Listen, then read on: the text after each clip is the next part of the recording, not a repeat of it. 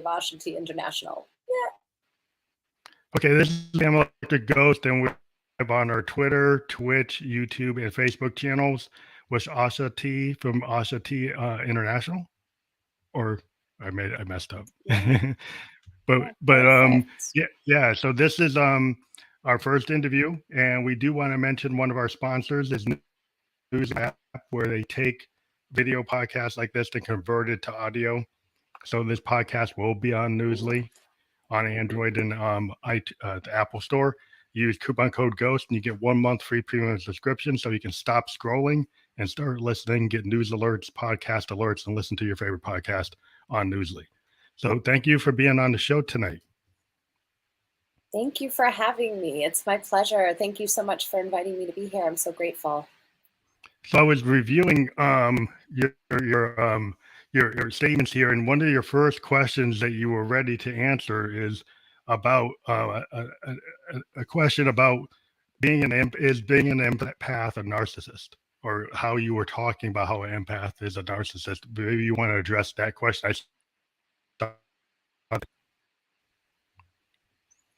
Yeah, thank you. Just straight into it. I love it. Sure. The whole premise and the understanding behind that statement and the name of the book that I'm coming out with is actually to understand how to heal on a very cellular level, which means that when we look at relating dynamics, and this is not to say that there aren't terrible people out there and that awful things haven't happened to people. But when we start to understand that we're all on the walk back to our, divine sovereign beings, as we clear shadow and we begin integrating, the different aspects of ourself, we learn that we are all just two things, love and truth, which are masculine and feminine and masculine energies. So love being feminine and truth being masculine. And that's the receiving in the feminine and the action taking in the masculine. So what happens as we begin growing up and when we're born here, we're conditioned. And so the whole journey of life is to decondition and integrate our shadowy portions of ourself. So when we say the empath is the narcissist, it's simply drawing the attention to know that a person, no matter how, let's say, dark or evil they are, they can't see their behavior because it's laying in the shadow and they haven't incorporated it. And in my practice, it's energy work and subconscious work that we do to bring forward the truth.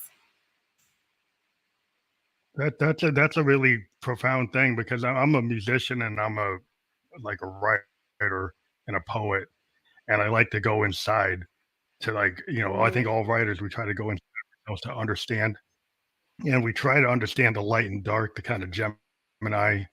It allows us to be able to create. To be creators, you have to be kind of open with yourself and honest with yourself. You start doing a lot of analysis. So that was very interesting to me. You talk about the male and the female. Do you ever feel that that's can be like in the same person, that you have feminine side and male part, sides of any individual, whether they're male or female?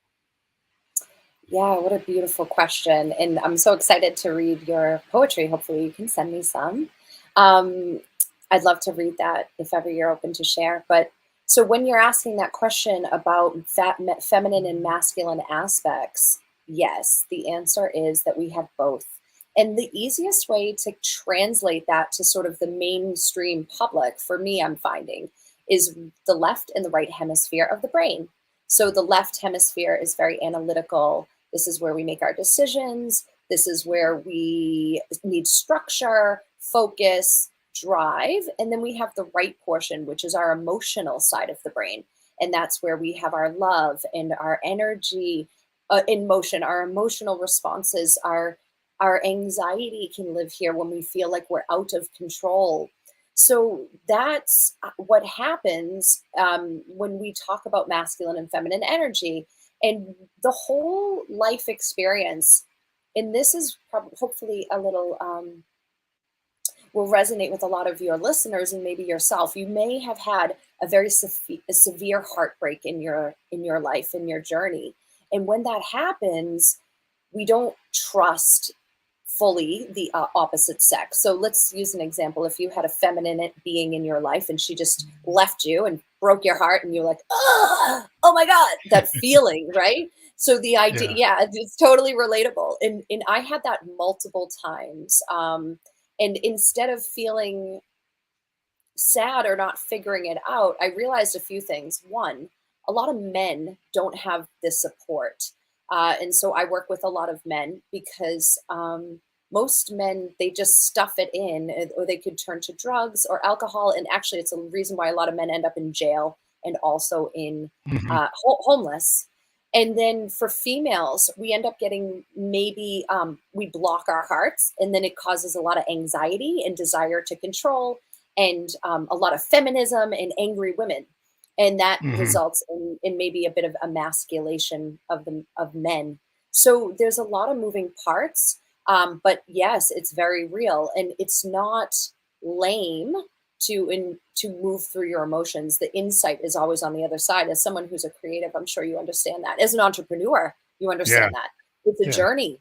So yeah, A lot of what I've done, I don't know if people understand the whole idea of PEG is like what we started as a band because yeah. I introduced the female part of myself. I called her Josephine Electric. Oh, And I cool. used a bunch of poetry I had written. And I'm a synthesis. So I found a way to actually pitch my voice to a soprano. And I had created this character that was really me, a female version of myself, in a bunch of poetry and short stories I wrote. And I then said, well, how could I ever make her actually come to life? And as a synthesis, I found a tool that actually pitched my voice and allowed me to Wow. actually be her as like an actor, but I put her as the lead singer of my band. So the first three Phantom Electric Ghost albums, Josephine Electric is in every song. And Oh, all the that is songs are so coming cool. from the female perspective of my soul. And I was very much inspired by what Bowie did with when he created Ziggy Stardust, and Prince got in touch with himself with a character he called Camille.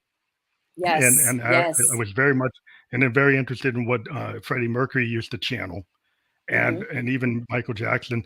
So I used to see like that effeminate during the new wave era. There was a lot of artists like Duran Duran, all these new wave bands were willing to kind of go and cross into this kind of gender bending idea. Yes. And in the Yes. music, we also pitch to a falsetto because it cuts through.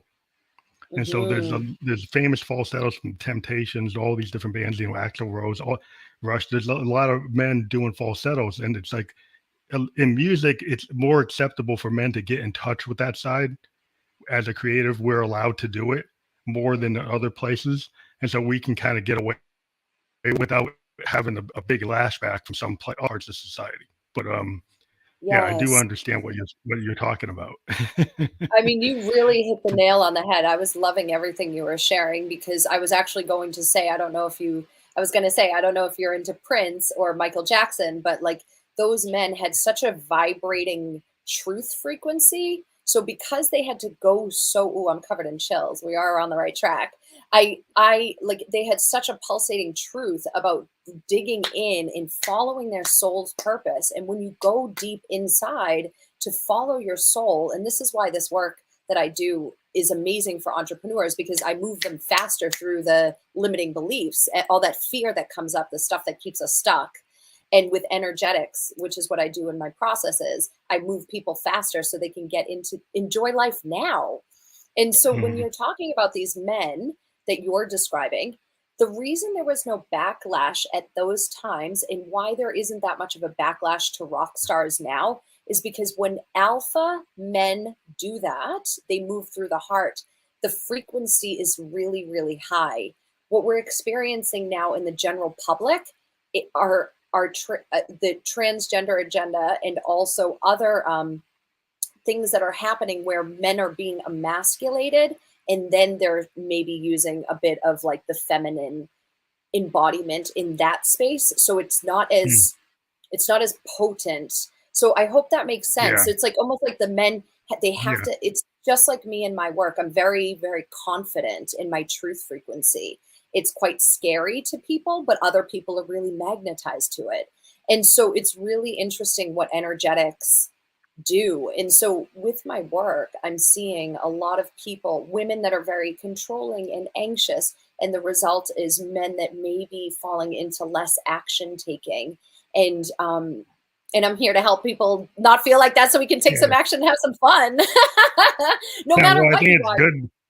Yeah, I Yeah. think it's good to actually, you know, handle that because it's strange. Well, not strange, but I was very much inspired by the '70s and the '80s. I'm a child of the '70s. I'm 55, and I Yeah, grew up, cool. Great. watching all this music. And I'm a musician, but I also understand that left and right because I'm a technician. I'm a software designer, and I'm an artist. And I found my feminine side, which is not usually found in the type of person that my day job is very Yeah. logical. It's kind of like Yeah. Spock logical. It's like, Yeah. that level.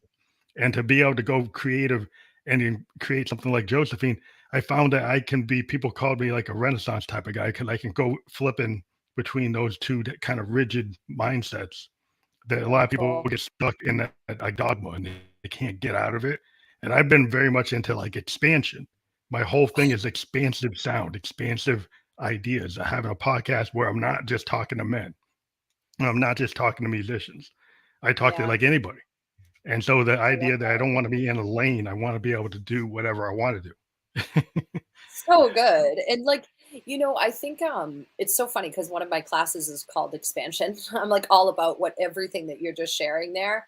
It's it's people do. They get stuck in boxes. So even my work, I work with feminine women, making women more relaxed and feminine, which actually activates the king inside of a man, like a muse, external muse, Mm. and he wants to be better because he's being met with love.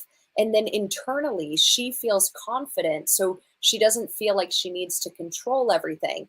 And then simultaneously I also work with men, um, who are moving through like severe heartbreak, or they're high achievers and they desire more.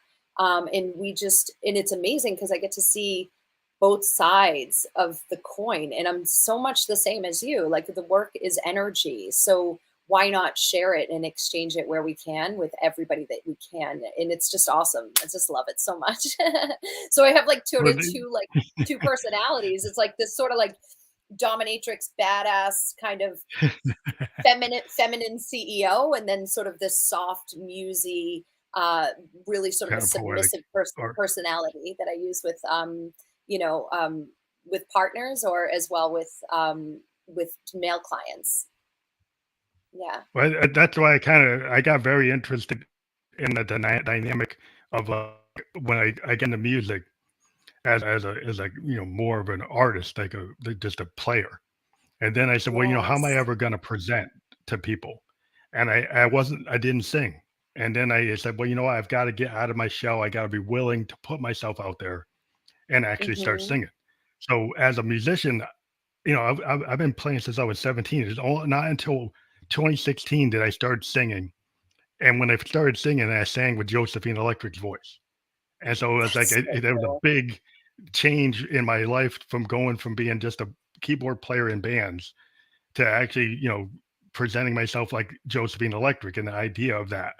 And I used a phantom mask because what I did is I decided I would be a fan because a ghost could be male or female, and I wouldn't have to present as a female.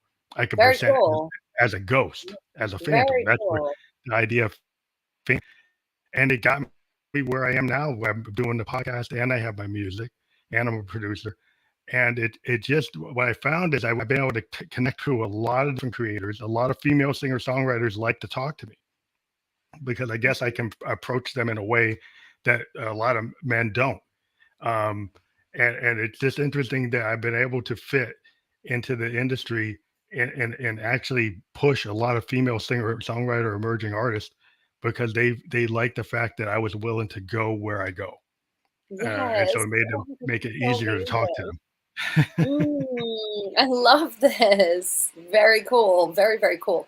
And I love the phantom, like sort of ghost thing, simply because it is like an inner part of you. It is. And so it's been really manipulated in the media and also just in general, that it's lame or it's weak, and it's just not. It's just an energy, and it Hmm. simply means that you're able to hold empathy for all of the human race and move as the conscious warrior, the man who has a very high alpha frequency that demands respect. And it's usually the man that's thoughtful and slow and in his body, and kind, and also when he takes action, it's very, very poignant and it makes a big impact. So really beautiful. I love that you shared that. So the push and pull dynamic, um, Yes. I guess it relates to a lot of different things. It can relate to money, love, and passion, and all kinds of things, and addiction. I have Yeah. found, that I've been, addicted to certain things. Like I'm addicted to like having to write music all the time, or having to like be like I got to the point where my studio is in my bedroom. So Yes. I like love it. Yeah. I have to have my instrument next to me. I read the story like Hendrix used to sleep with his guitar. Hmm. Not that because he was Hmm. having some kind of relationship with the guitar, but he wanted it to be that close because if he had an idea, Yeah. and people say, Yeah. "Well, isn't that being too much? Isn't that going too far? Shouldn't you give yourself space?" It's like, sometimes if you're a creative, you want the means of creation like with you because you have no idea when it's going to happen. You know. Of course, purpose. What happens in life is we are given most things in a shadow aspect. So, for example, I've been sober for about 2 years. There was a couple of times I drank in that 2 year span, but I was addicted to this this my work that was sucking my soul and making me very anxious. And then on the weekends, I'd have a really, really volatile relationship with alcohol where I drink and smoke until like I passed out. Right. Then, now that I Like a found, binge type of thing, like a binge yeah, type of yeah, behavior. and that's actually a real push-pull in itself as well, because you're looping yourself in a behavior that's going to result in a shame, what I refer to in my practice as a shame loop. So you do the thing feeling like you deserve the thing, and then you feel bad for the thing that you did, and you pull yourself into shame. It's essentially love bombing yourself, like, um, you're love bombing yourself. And so Mm, what happens in the world, in everyone's journey, is we may struggle with these behaviors and these patterns and these addictions, and I say that in parentheses for those listening on the audio. We receive it in a shadow aspect. So that might be like a really intense shopping addiction, a gambling addiction, something that's a low vibrational habit. And then when mm, we actually find our soul purpose, we experience that addiction again, in parentheses, I mean, quotations. We experience the addiction again, but we already think that that's bad because we've had an addiction in the past, and we're told like, you're not supposed to be a workaholic. But no, if it feeds your soul, change the mindset. Simply tell mhm. yourself that you're doing things that are here because it's driven in purpose and it's feeding your soul. It's not sucking it. So a good Yeah. example, I have a friend, he has a startup. It's a multi-million dollar platform in tech. And he was an old client of mine. And he said, how do I shut off? And I said, well, why do you need to? And he said, I don't know. I just feel like everybody says that I'm on holiday. I need to shut off. And I said, okay, well, you're an entrepreneur. You created this program. Why do you need to shut Mhm. off completely? Why don't you just be Yeah. mindful of the time that you invest there and be present with your wife for the majority of the time and feed the attention 1 hour at a time? There's 24 hours in a day. And he goes, no one has ever reframed that for me in that way. I've always felt so guilty by jumping on Slack, the communication channel. And I'm like, yeah, and I think we tend to do that when it's not really a workaholic. It's interesting, the humans, we say, don't be a workaholic. And then or rather, find something that you love to do. But then if you do it too much, you're a workaholic. So it's really like a real, Yeah. like, Dependency. contradiction. You Yeah, it's get like, made. well, and then they're like, at 9 out of 10 people hate their job. And I'm like, well, I actually like my job and I want to Yeah. do it. And so it's got this real stigma around it. When in reality, I'm like, if it brings you joy, effing do it, triple it Yeah. up. That's I why I mean, roller skate, work, all the things, anything that feeds your soul. well, I think Game. one of the things that happens with musicians, though, I think that becomes kind of an issue where I've met, and I've been in it, where I'll go play a show in New York. You get off the stage at 1 a.m. and you're so keyed up you can't sleep all night. Yeah, yeah, sure. And then the next day you might have a show at 8. and then you got to Yeah. drive or on the bus or get on the plane and go there. And that's how musicians get into bad behaviors Yeah. because we get so keyed up, and then you have to find a way to take yourself down, and then you get on a schedule where you need time to rest, but you can't because you're so keyed up from the last day's show, and then you have another show, and then you put yourself on a treadmill that's not very positive. It's something you love to do, but the way you're doing it can cause a negative action. Sure. So you're saying You know, supplementing. I can really resonate with that simply. I was a bartender for so many years. You finish the shift at 3, you're drinking with the band, you know? So I worked in New York for a long time, as well as Australia and Indonesia in the restaurant industry. So there's lots of truth to what you're saying. It's about, I mean, I just believe energy work not fixes everything, but it's certainly the thing that's helped for me and all my hundreds of clients, because it stops making you feel as if you need to look outside yourself for anything. You have the energy, and you have the energy to shut off because you know how to move and, for lack of a better word, sort of manipulate or play with energetics. And so we mhm. start filling in the hole inside of ourself with I call them lower vibrational choices. They're right? So a high vibrational choice may be to go to the gym.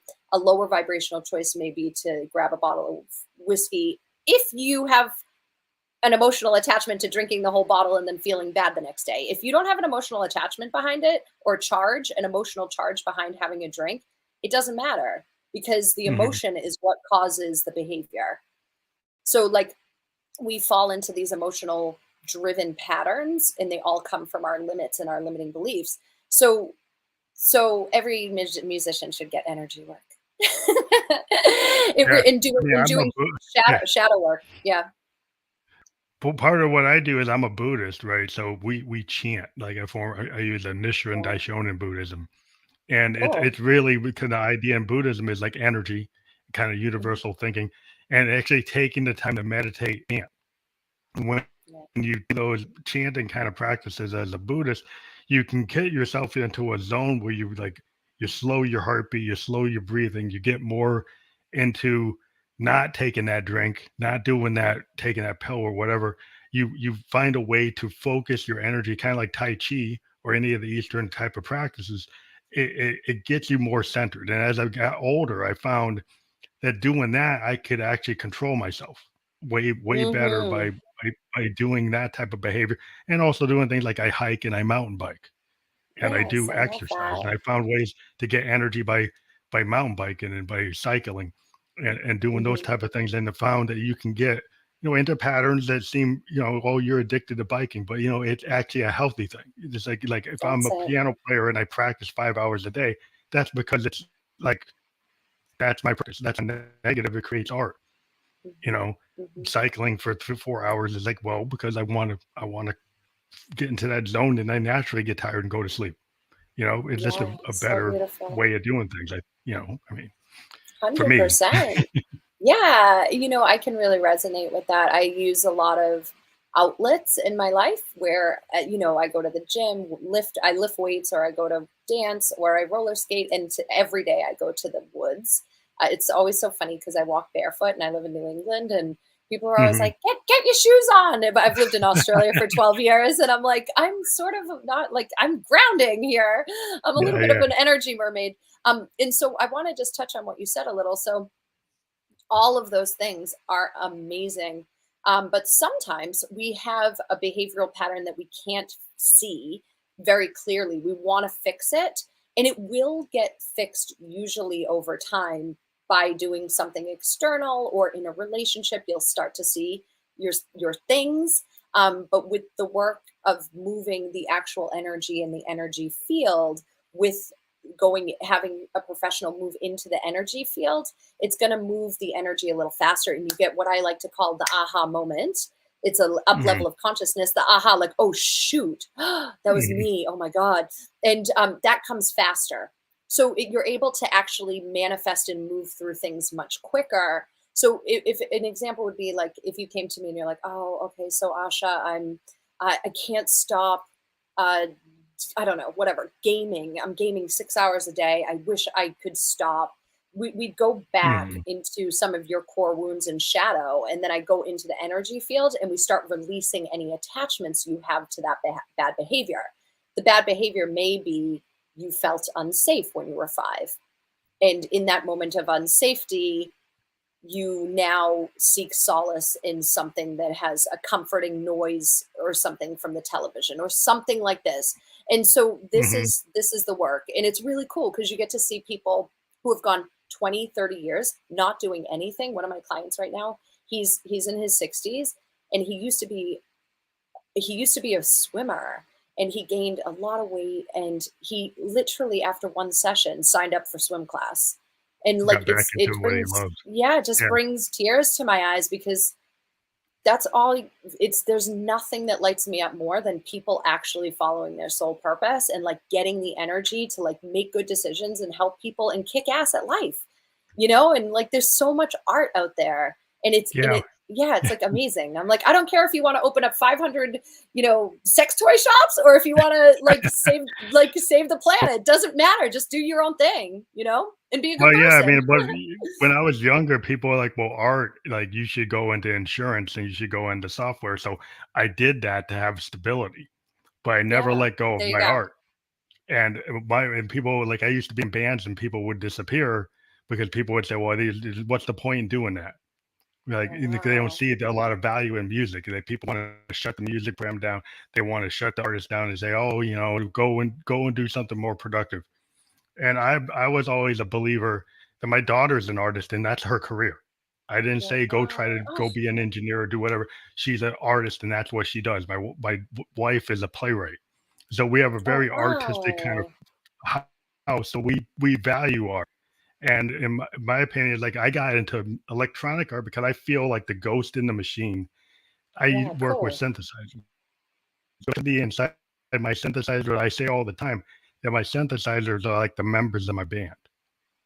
That I I love actually that. feel the electricity inside of them, and I kinda let them talk to me, and I don't try to tame what they give me.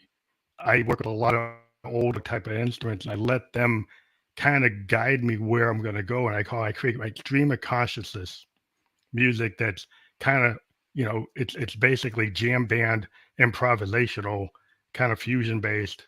That's the kind of work I do. And a lot of people today want to be so perfect, and I'm a big believer in happy accidents and letting Mhm. the muse tell me what I should do. And every time I write stuff Yes. down, I just let the recorder go. And I was like I love guys like Frank Zappa and Hendrix. They would just let people, if you ever read about them, they had that kind of belief. The people, oh, they're hippies, but no, they had this idea. It was a cosmic thing. It was like the muse, the universe is giving them this, and you have, as a musician, you're tapped into that. And when you're a Yes. creator, Oh my you God, I you love can it. you can feel it, and it'll run through you, and it just happens, and you don't Yeah. really have to think about it. And that's what I felt very happy in my life when I realized that I could do it, and I wasn't gonna let anybody like stop me. And I just Yeah. that's what I do to kind of free And myself. now look at your daughter and your wife. Like you attract that into your life in the physical form because of the way that you carry your own energetics. Like our frequency matches who we get to be with. That's why I'm all about the inward work. You get aligned with the right thing, and it brings more love and more abundance into your life if you keep going. You're so inspiring. That's awesome. I love what you That's said. what the whole point of the podcast was. I was able to, during this whole pandemic, like double down. And people said, well, if you're a musician, why are you taking away from your time as a writer to talk to people? I said, because talking to people inspires me.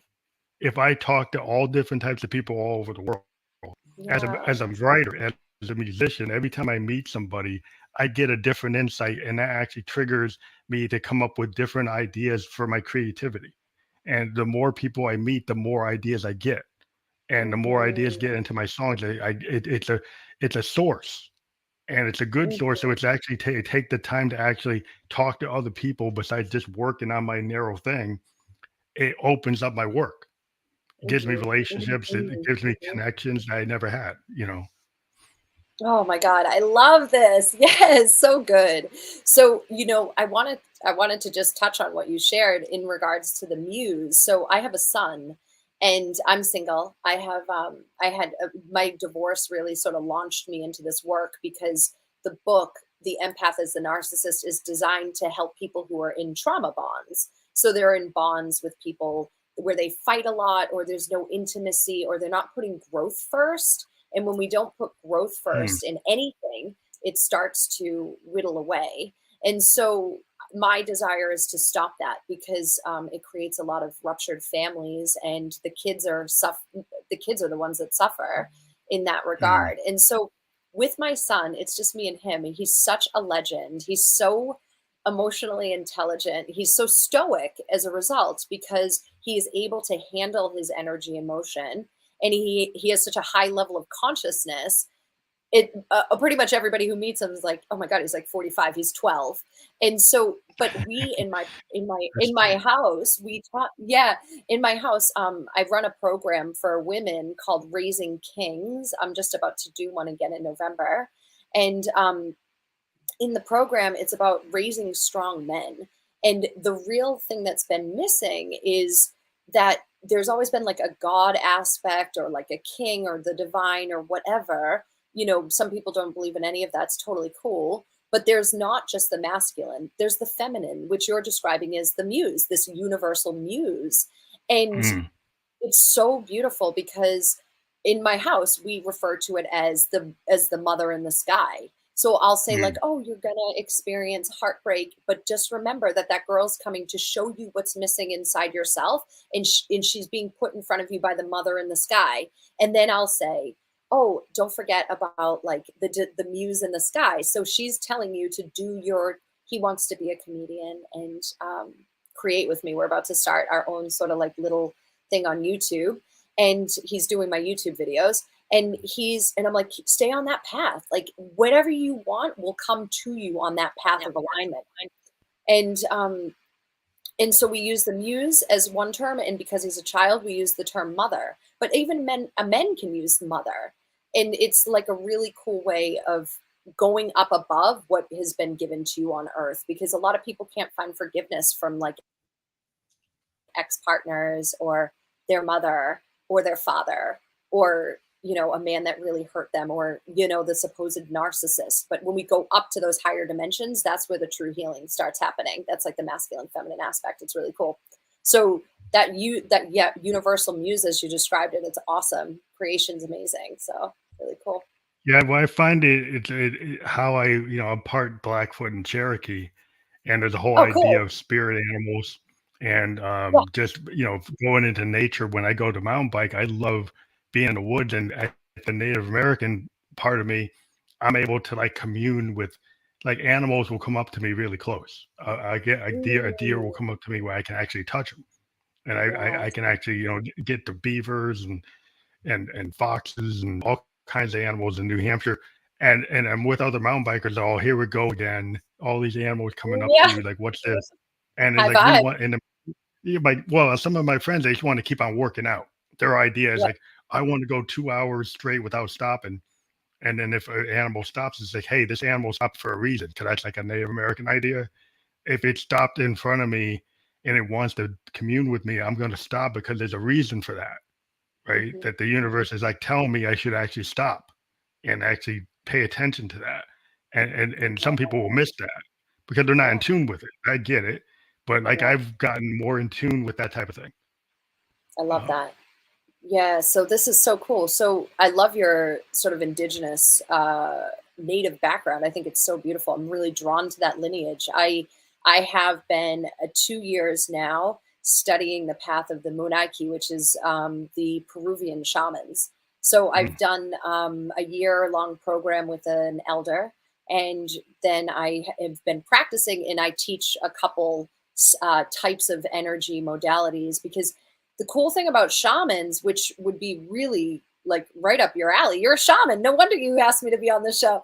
You love it. You see it. You get it. And so, but the shaman has been around for over 500,000 years, and they are the believer that we're here to heal ourselves. We can. We are infinite beings.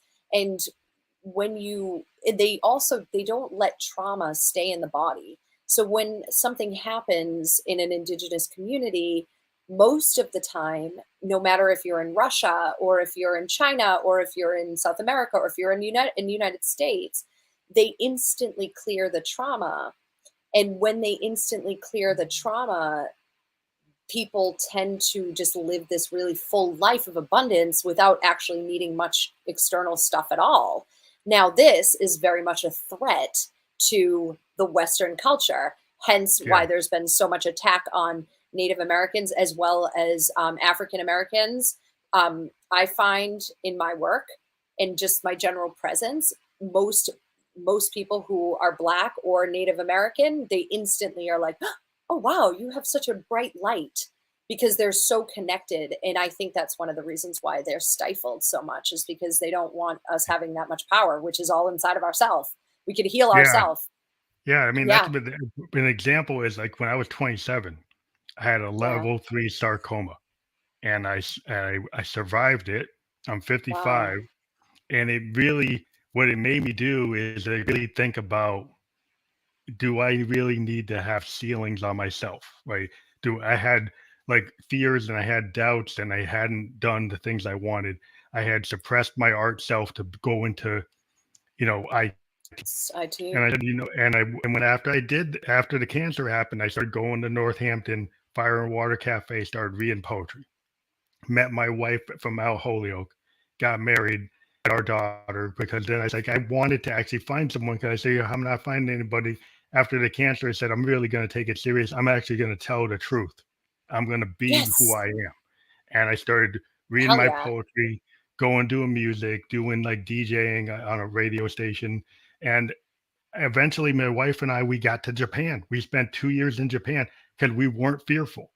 From 2004 to 2006, people were telling us after 9/11, oh, you shouldn't do that. You shouldn't do that. We didn't care. It's like, I'm a cancer survivor. I got an opportunity to go to Japan. My daughter had an opportunity to go to a Japanese school.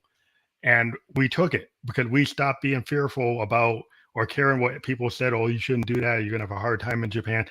In Japan, we thought it was the best time we ever had in our lives Japan because I is was literally the best country. I love Japan. It's so good. We spent like 6 weeks there. Go on. I want to hear more. I Yeah. well, I lived in Moto Azabu, downtown Japan, near Roppongi. My daughter went to Nishimachi for 2 years.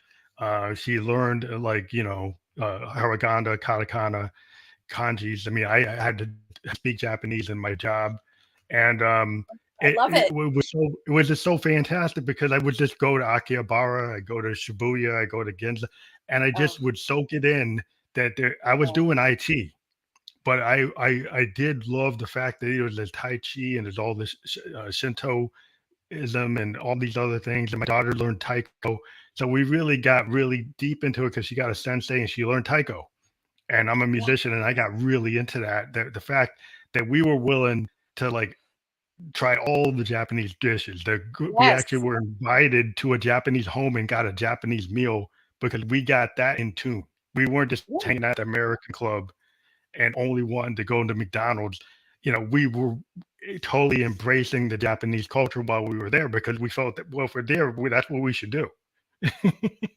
So awesome. Yeah, such a cool country. Like there's every twist and turn, there's something to look at. Like I love Japan because they're not afraid to like build up either. So what I'm talking about. You go into like Yeah, the 10th floor of some random building, you walk in into this bar and there's like legit 300 people in there and you're like, how do they even know this place is here? yeah. It There's just all feels like kinds of they're like strange places so like you awesome, would so many find cool spaces. Yeah, like the level of art in like art. Yeah. just pop culture. So I have this is so awesome chatting to you. I've been all over Asia, like because I lived in Australia for so long, Mhm. and I have like a real draw to the Asian culture. Like Yeah, I Eastern. I love it. love Yeah, Eastern yeah, mysticism. I me love. Man, too. I before I went, I used to get Japanese. Like I was into manga. I was into anime.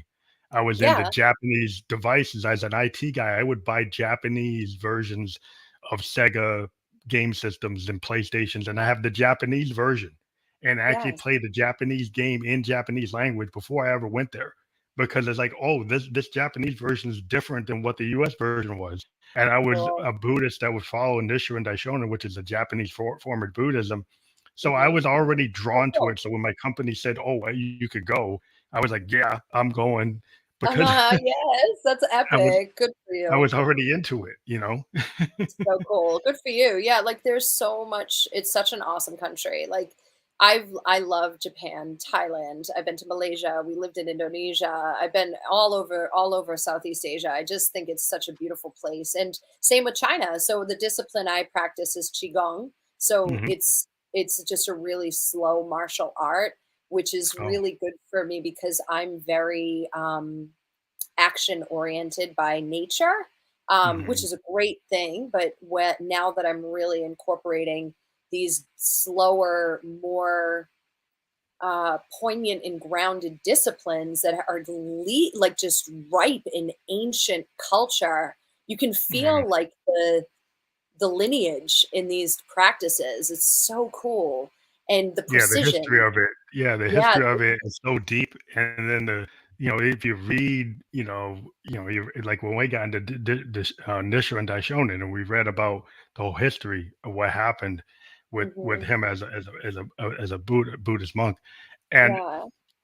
just the whole idea of understanding the culture, going back into different periods within Japan and reading the history and then going to where Hmm. they are today and just understanding another culture and not thinking that the only culture is like that is the most supreme is your own, right? I That's always, right. being African American, I wanted to know about West Africa and East Africa. Found out I was actually Cool. from East Africa when we did a lineage. And so yeah, going back and trying to find like the original tribes that we were part of, my uncles, and actually went and did a lot of work. And then, oh no, knowing our Cherokee and Blackfoot parts is like there's a whole different level of information, and it's not just being like an all American type of person. It's like, okay, I have a lineage that goes back to East Africa, a lineage that goes to the Cherokee and Blackfoot tribes. So and you can start to look into things that might not exactly be all Western, you know. Yeah, totally. I just feel like we're brother and sister. I'm dead serious. We have so many things in common. It's really cool. Like definitely like there's some like soul resonance here because yeah, like I'd be lying if I said I didn't feel the same way. I've like always been infatuated with just like culture. Like I've Mhm. always been just really into it. And it's so funny because we were going to go to Africa. My son has been to about 12 countries. I've been to about 20. And, Wow, and yeah, and he's only 12 and he's been to 12 countries. It's just amazing. We take him that's everywhere. He like exciting. people who give excuses for kids and travel. I'm just like, just book the tickets.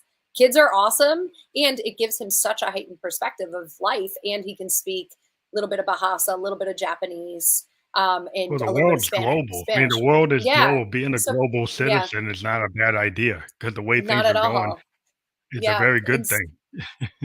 yeah, and so we were going to go to Africa for about 8 weeks, and then I found out I was pregnant, and so we didn't end up going. And I was like, I still think about doing this African tour because, yeah, just something there that just draws me there. And it's interesting because my lineage is, but from in my family line is Italian and Irish, but I've just always Mhm. had like these really deep indigenous calls to certain parts of the world.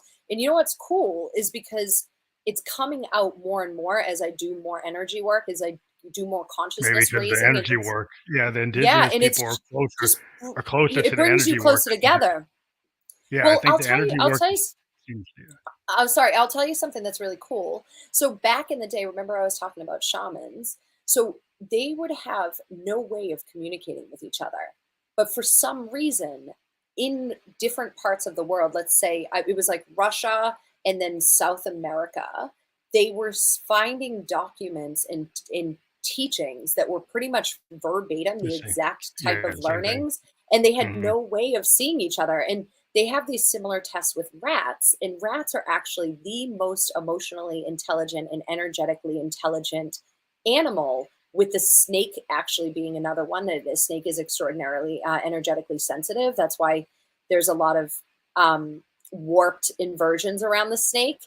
Mhm. Like it's considered like a bad thing in certain religions, when in reality the snake is actually super powerful. So It's a that spirit said, animal. Yeah, it's a spirit yeah, animal. it's a serpent. It's the first direction in the medicine wheel from the shamanic practices of all of the indigenous practices, pretty much.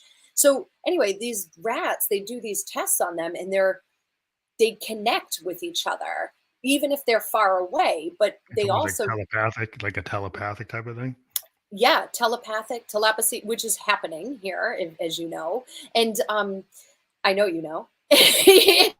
And so that said, there's this study, and I saw a clip on this on, I don't remember the man's name. He was doing a TED talk on it.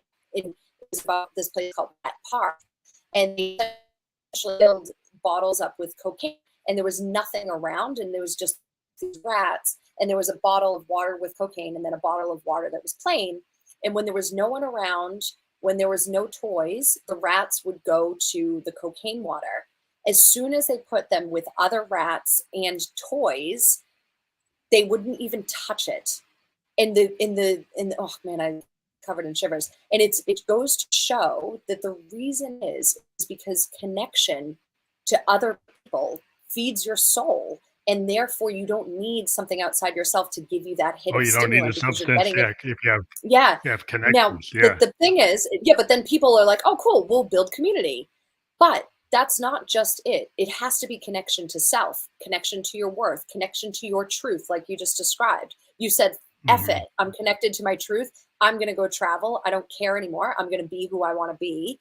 And that's when, like, the real magic starts to happen in your life, when you're actually able to say, yeah, well, fuck it, I'm going to go for it. And like, Yeah. and that's what happens to humans. So it's not just an outward connection, because you actually see a lot of people in the music industry, in the coaching industry, in limelight, that have really awesome careers but really shitty home lives. And that's even energetics. That's the push. Mhm. That's the narcissism. Mhm. There, Oh, okay, you're making sure that yeah. everybody out there, yeah, everybody out there thinks everything's great, but inside you're not even having a relationship with your partner.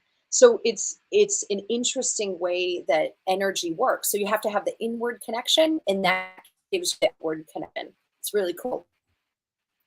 Yeah, I think one of the things Yeah, I've found is, like, as a songwriter, we definitely. look at the idea of the looking glass. Are you there? You go inward, that's what we do, is we find a way to find a universal truth that might start within your soul, that is actually understandable by everybody else. And being a creative person, when you're a songwriter, when you Mhm. write something that's not just like a club banger, but you're trying to do something that actually is gonna resonate, something like Dylan, like, or Love that. something like Hendrixian, or something like, you think about, like, reggae.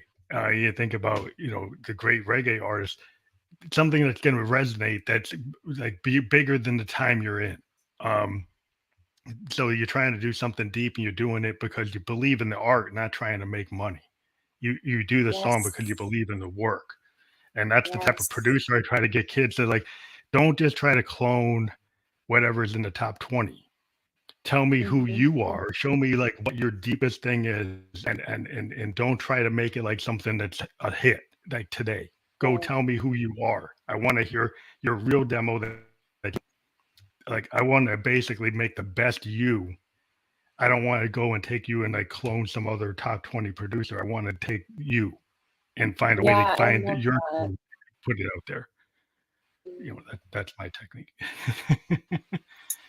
Yeah, this is the thing. Like, yeah, and I think, like, we keep seeing more and more people, hopefully, as the consciousness rises, more and more people moving toward this universal truth, which is that it is all capable within yourself. Like, it takes work, though. There's a lot of programming. There's a lot of deconditioning that needs to happen. Um, when you tell a kid a story enough, they're going to believe it. And there's a lot of stories on right now. It also, during COVID, the entire globe felt fear. You know, if you could see above it, you're in a better place, but the whole globe fear, which means that children with formative brains are going to have traumas that we've never seen before when they're in their 20s and 30s, when they're trying to make decisions, when they're trying to figure out what to do with their life. So it's, for me, what drives me every day to do my work is so that we can Yeah, reach more, yeah, children stay in their own self-awareness and alignment for their soul path. So yeah. Yeah, the healing that's going to be necessary because the pandemic has done a lot of damage. And just like I just worry about the disconnection between nature that kind of allowed, this type of stuff to happen is like potentially can happen even more because of the global warming, brings back we can end up experiencing more pandemics, and so that's just the logic of it. People need to understand that Gaia is important, the earth is important, That's that it. you've Hell got yeah. to Love that. treat where you live and not just try to get to the next place, like you want to get to heaven or you want to get to Mars. You got to treat where you are with the respect that it deserves. It's like I have a neighbor. 100%. I talked to some of my relatives who are Native American. It's like you have to treat all the animals you meet, the earth, the water, the air. You have to treat it with respect. And I think there's some types of mindsets, though all it's about is profit, and profit would allow you to pollute that river, and profit allow you to destroy the air and actually destroy an environment, an ecosystem, because I did a good job because I made money. But like, what did you do to the rest of the world that now like species are going extinct? You have to consider that profit isn't the only motive. That's it. That's it. And actually that's one of the main reasons why I drive so hard to get more money is because, and I want as many people with what you're talking about with money, because right now in the earth where we are, money equals power to some capacity, and you need money to make a big change. So I'd prefer to have hundreds and thousands of people who are in the light, philanthropists, ready to actually make change and build amazing things that are going to reverse the shit that's going on in this planet, to them, as opposed to like 5 or 6 guys that have a ton of money. It's just insane. So that's part of my mission, is to get as much abundance in the hands of the right people. I don't fear money. I love money. I got an amazing relationship with money, and I want to desire to teach as many people to have that same relationship with money, because we've been programmed to believe that we shouldn't have money, and that money is the root of all evil. No, it's actually the person that has the money that's the root I of think evil. it's the type of people that have it. Like if you got people who are doing like balance of power games with their money. That's right.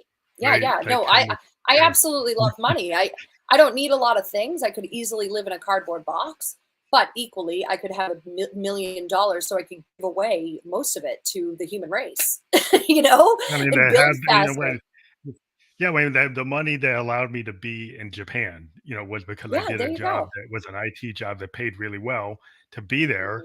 And I got to experience it that way, on my own dime, because of what it's like. I'm in IT.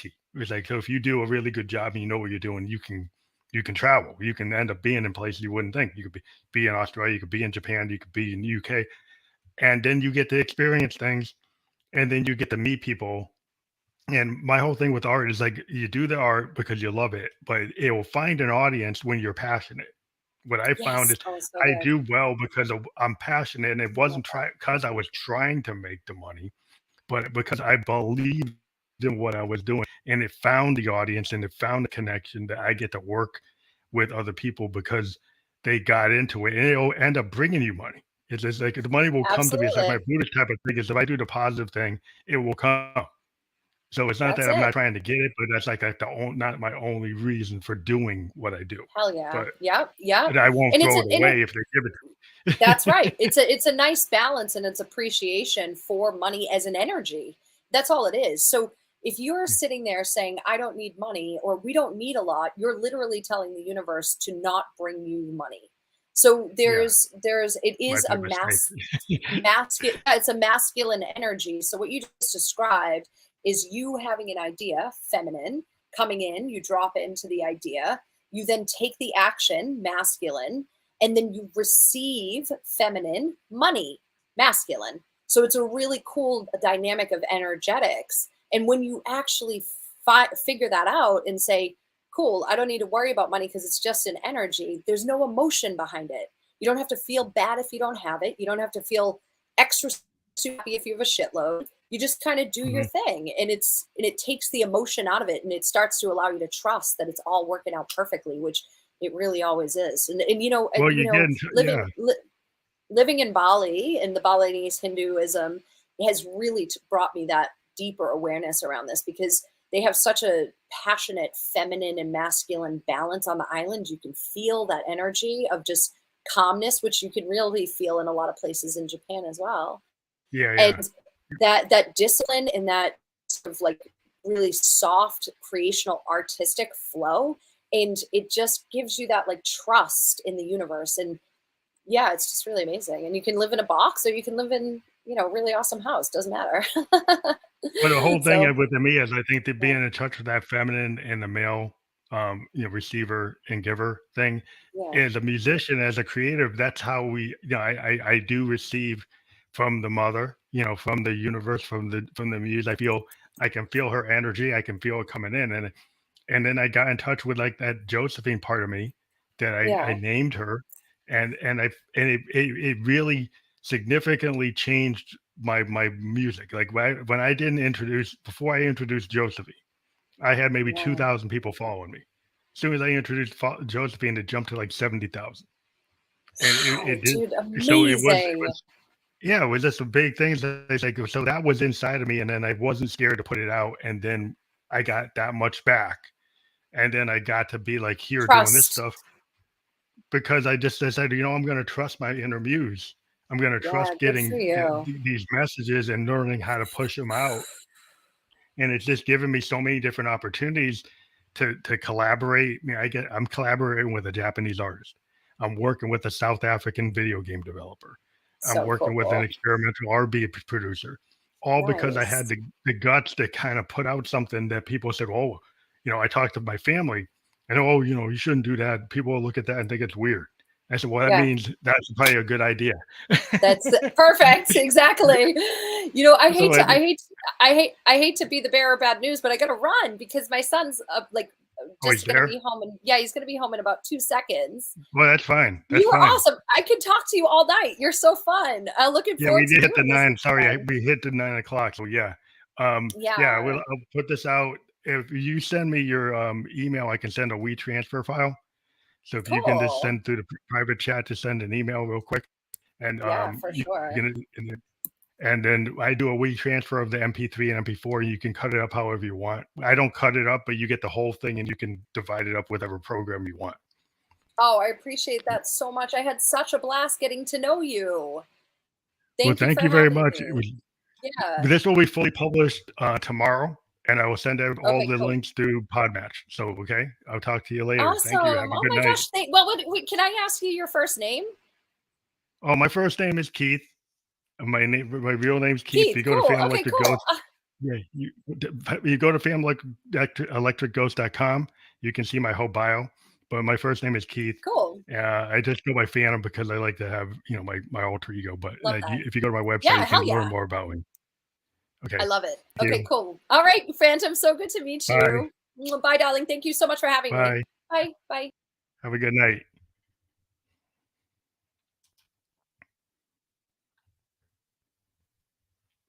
This is Family Electric Ghost, and we did have a great show tonight. I just want to remind people to listen on Newsly. Newsly, you can go and stop scrolling and start listening. Use coupon code GHOST to get 1 month free premium subscription. Again, use coupon code GHOST and we receive 1 month premium subscription. This podcast is on Newsly. We will be on Spotify later tomorrow, or maybe later tonight. We're also on iPod podcast, and we do encourage people to check it out. And if you're into podcasting and you want to get a podcast guest, the best tool for podcasting is to use Podmatch. So if you use Podmatch and use this sign up code, Podmatch allows you to paying guests on your podcast and also finds you guests that aren't even paying, but maybe are very interesting to talk to. So it has an algorithm. It finds out what your podcast is about and matches you with guests. So if you use that sign up code, Family Electric Ghost at Podmatch /sign up Family Electric Ghost, you can get paying guests to go on your podcast pay commission directly to PayPal once every 31 days. and it's a pretty cool thing to do. So check that out. If you're trying to get podcasts for your guests and you don't know how to do it, it's a really cool tool. Only costs $6 a month. First 2 months, I made $152. Not a big amount, but only spent $12 to make 152.